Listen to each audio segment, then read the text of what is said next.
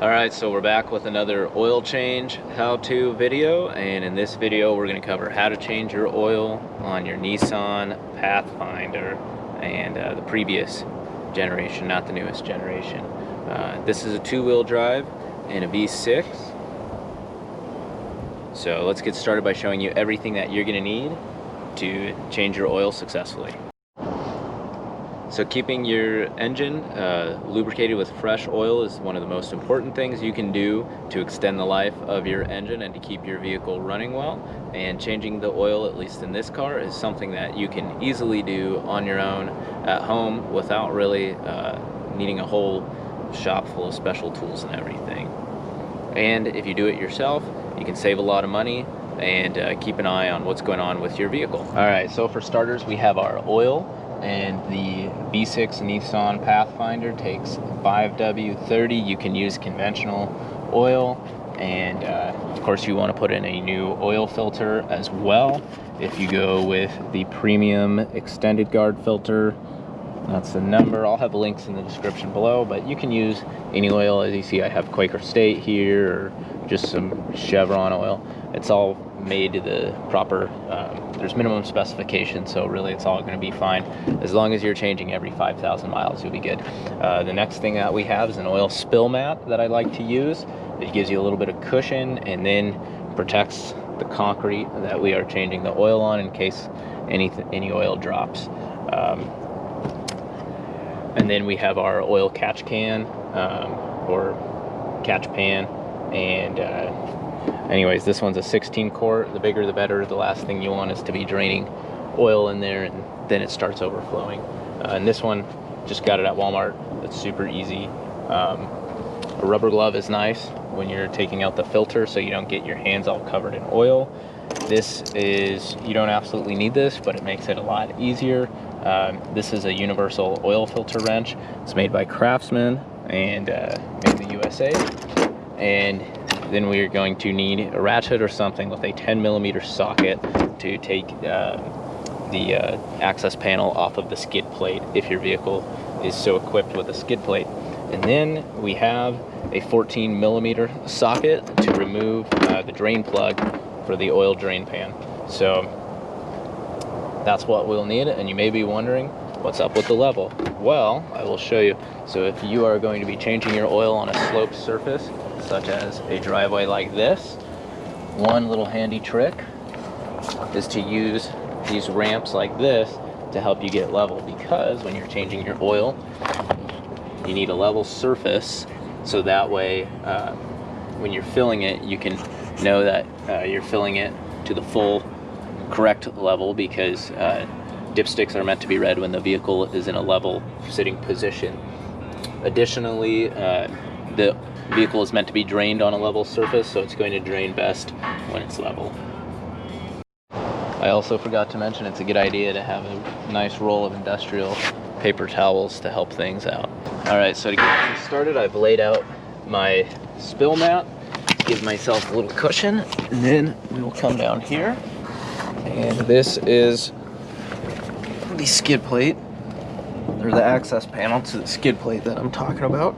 And that's, we can access the oil filter, so we can swap out the oil filter. So I will set the camera up right here, and hopefully that shows up. And what we'll do is we'll take our 10mm socket, make sure we're loosening, and we'll pull this access panel off.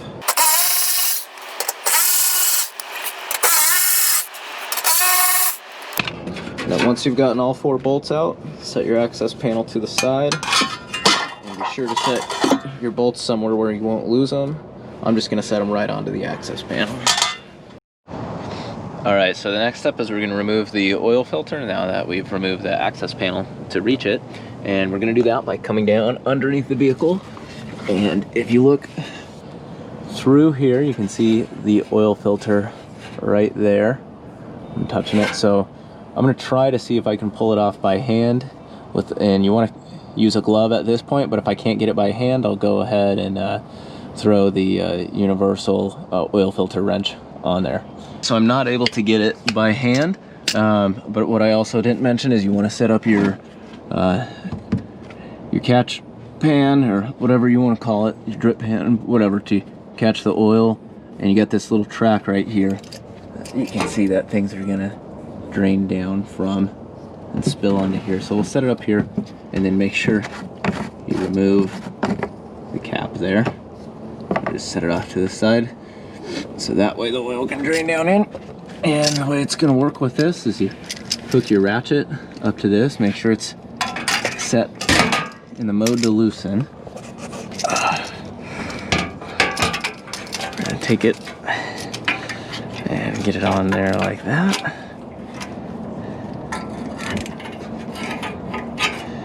Get this properly lined up.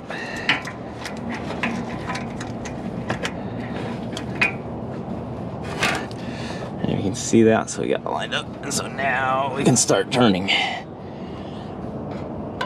It's all lined up on there.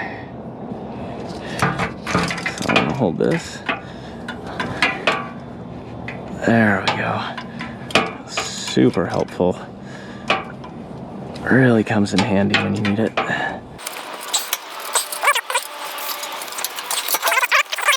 Let's see if I can get it by hand.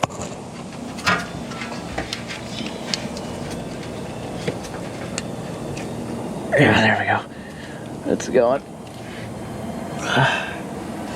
So, and you just keep turning it. So at this point, once it breaks loose, you're gonna get some oil draining out, as you can see. And so I like to give it a few turns and let the oil run out before I try to take it off completely. And this is where it comes in handy to have some paper towels. I'm gonna grab a paper towel, just pull the filter and try not to drop it, or create a big mess like that. And that's just a really awkward thing here. And we're dripping everywhere, which is lovely. Okay, and then we can set the filter down there.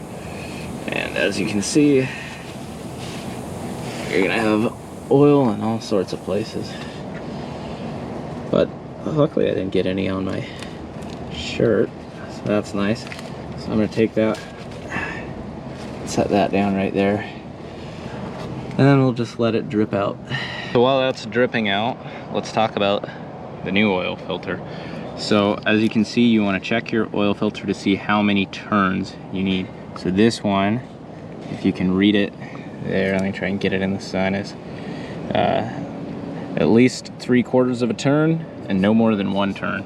And what that means is once you feel that this O-ring right here, or once you feel that this gasket right here has touched onto the block, then you give it 3/4 to 1 turn more.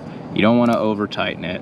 Another important thing, and we'll look at the old filter, is you want to make sure that on the old filter the gasket came off with it. And we can see the gasket right there, so we know that's good. And I prefer, when you're tightening it, I prefer to tighten it by hand. And one good trick to note, so this one's really good because it's got a nice, easy to spot directional lettering across the bottom. So what you want is a gauge to know how many turns you've made.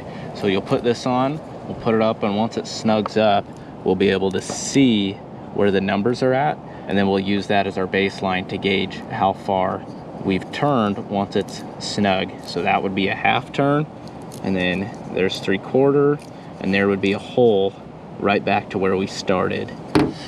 So, and if you don't have lettering like this, a simple trick is you take a flathead screwdriver or a key, whatever you have, and you just scratch a line somewhere along the bottom where you'll be able to see it, so then you have something to gauge off of as well.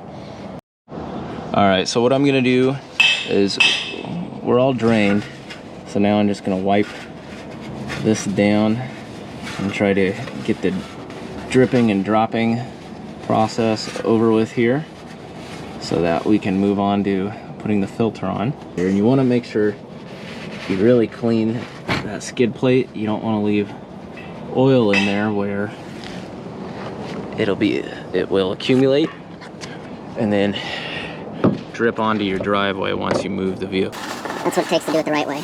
So don't be surprised if I sound like Mickey Mouse in this portion, because I will likely have to speed this up quite significantly to hold the attention spans of the average viewer here. That's right, I just made fun of you.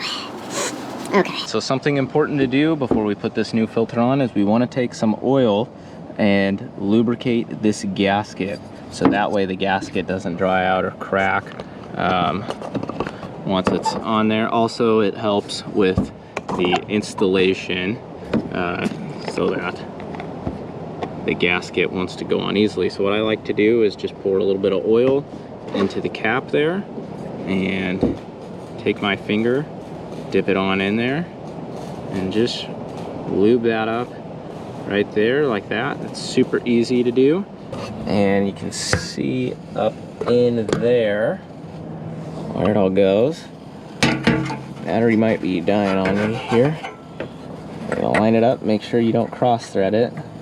Get it to spin nice and easily. There we go. We're going, it's spinning. And so you'll just feel it right, so it catches right there. So I can read that the letters are straight up and down. So I'm just gonna go until I've gone 3/4 or 1 whole turn. So we're at a half turn. I just need to get another 1/4 of a turn, and then that'll be good. So I'm gonna have to set the camera down for this one because it's gonna be such an awkward position. You're not going to be able to see me do it anyways, but you can see the new filters on there, and just trust that I went 3 1/4 turn, and you go ahead and do the same. All right, with the new filter in, now we're ready to drain the oil. So we're gonna move down here from the front of the vehicle, and moving back here, we can see the drain pan, and there is the drain plug with a bolt.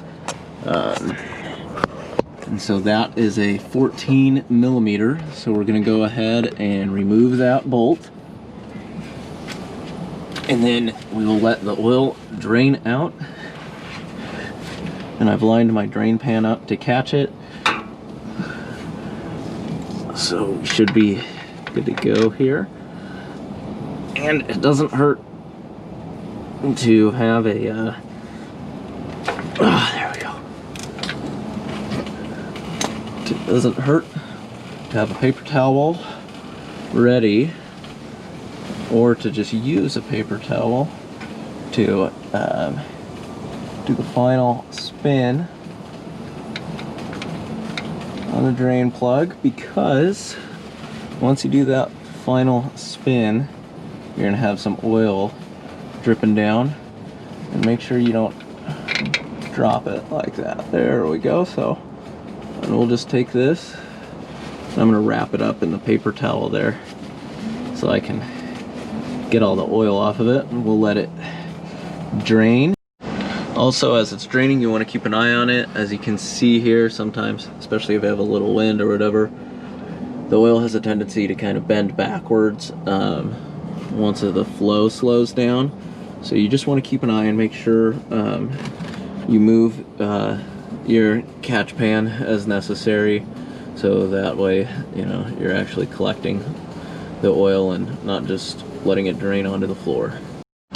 So while the oil's finishing up draining, one of the main advantages that I see to changing your own oil, which is why it's something I will continue to do no matter what my financial situation is because when you're down here under the vehicle, it gives you an opportunity to do some inspection. And trust me, very few mechanics are going to take the time, especially during an oil change, to inspect things on your vehicle in the same way that you would. So you just want to look around and see if anything looks out of sorts. Okay, so if you can see, we reached a point where there's no longer a stream, it's just a little drip, and that's good enough for me.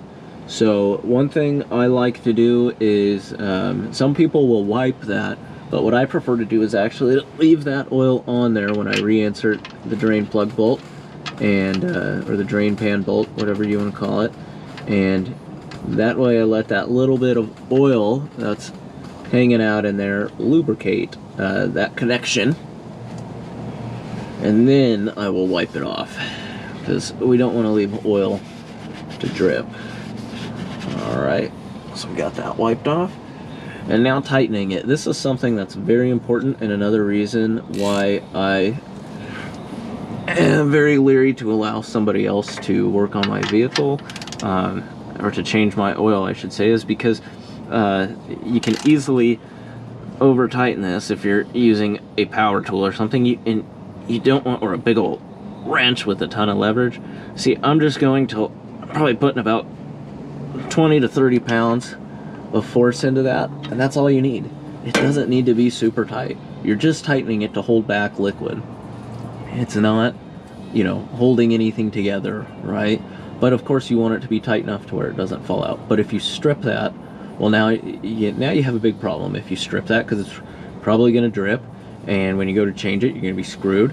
And the only way to fix it is, well, you might be able to pull it out and put an insert in there, but most likely the only way to fix it is going to be getting a new oil pan or a drain pan, and anyways, and then that means replacing this, replacing the gasket, and that's a whole pain in the butt that we would like to avoid. So just be very careful not to strip it out. Just put as much force into it as just what you need, no more, no less.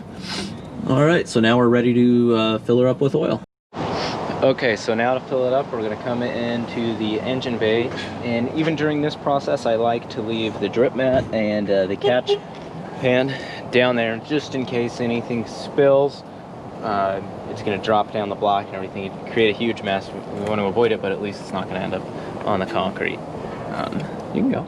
It's going to pop into your... Oh, and so anyways, on this 4.0 V6, where you're going to look to fill it up, the fill cap is going to be this cap right on in here, if you can see that, and it can be a little tough to turn. There we go. But once you get it going, it's easy. And just set this off to the side over here. Then grab yourself a clean funnel.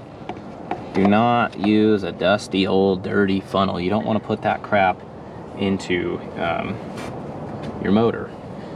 Okay, so I'm just gonna start. So to start with, we'll put a few liters in. I have this old oil that I want to get rid of. So all right, so now I have an almost full container here of some 5W30 conventional, and what I like to do in the top of my oil is I like to poke a breather hole and then just a mouth like that, so that way it doesn't slosh out as I'm trying to pour. And you want to read it when it's level, so we're looking at we got a little over 4 quarts in there, so probably gonna pour about 2-3 quarts, and then we'll check the dipstick and see if we're even on the dipstick, and then we'll just keep going until it looks full. So we've poured about 3 quarts, almost 3 liters in there, and now we will pull the dipstick and see what the dipstick looks like. So in order to check the dipstick, we want a clean paper towel that we can use to read it and wipe it off. And you're gonna need to know where the dipstick is. So there's the oil filter cap, or oil fill cap, and this yellow guy right there, that's the handle for your dipstick. So what we will do is we will pull the dipstick, and what you want to do is have your grab a hold of the top of it with your paper towel, so that way the end of your dipstick doesn't go flying out and spraying oil everywhere. And so it looks like we're potentially on the dipstick, but you always want to, whenever you're reading a dipstick, you want to wipe it the first time and then put it back in once you've wiped it to get a clean read, because you never know, you know, what you're seeing when you pull it out that first time without having wiped it before might be oil that was lingering on there and it's giving you a false reading. Also, just make sure you don't, you know, force your dipstick in. You don't want to cause a problem. You just try to, you know, poke it in till it sort of goes and it feels right. There we go. And so now we'll give it another read and see if we're even on it. So it looks like we're down there right at the bottom. So we're at least getting some on the dipstick. But of course we probably need about 2 more liters or quarts. And so we'll put this dipstick back in and we'll put a little more oil, and then we'll keep checking until it gets to a good point, and I'll show you what a good point looks like, and then you're done. All right, so we added about 2 liters or 2 quarts, and anyways, we're gonna give it another check and see where we're at. So I'm gonna pull it up and I'll take a look at it. It looks like we're perfect, but I'm gonna wipe it just to make sure I'm getting a clean reading. And then put it back in. There we go. Down in there.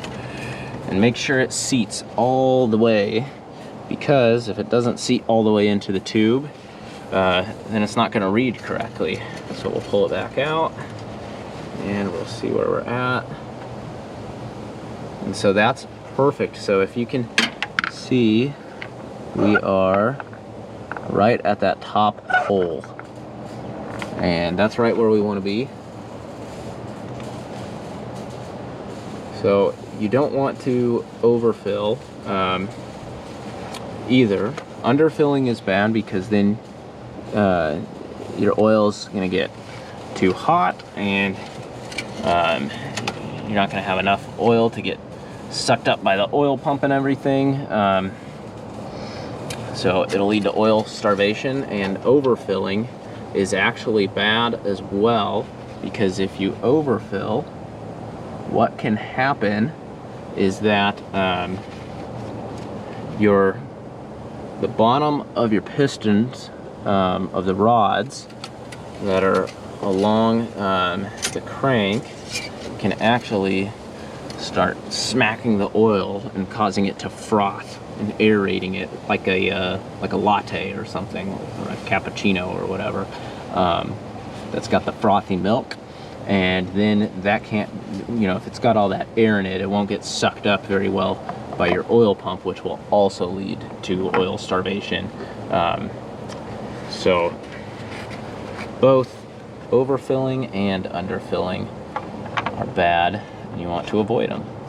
So if you did happen to overfill, it's not a huge deal. It's just a little bit of a pain, but all you would do if you did happen to overfill is drain a little bit of oil out, and then, you know, check the dipstick and see. And honestly, it's not really that big of a deal, because if anything, you're doing a little bit of a flush, you know, so it doesn't hurt. Now, the last step to the whole process is getting rid of your dirty oil. So what I like to do is, at this point, you have an empty oil jug, which is perfect. And I always keep empty oil jugs to use rather than throwing them away. I like to keep a hold of them. And what I will do is I will get my used oil from this container and pour it into my empty jug. And then you just simply take your empty jug to an auto parts store that participates in accepting the dirty oil and drop it off, and then you're done. And you've completely changed your oil and you're good to go, and you saved yourself a bunch of money in the process. If you enjoyed this video, please hit the like and the subscribe button. Helps make these videos possible. Be sure to comment below what you liked, maybe what you didn't like, anything you do differently. I'm always love to hear any tips, and I'm sure other people love to read the comments as well. So thanks for watching.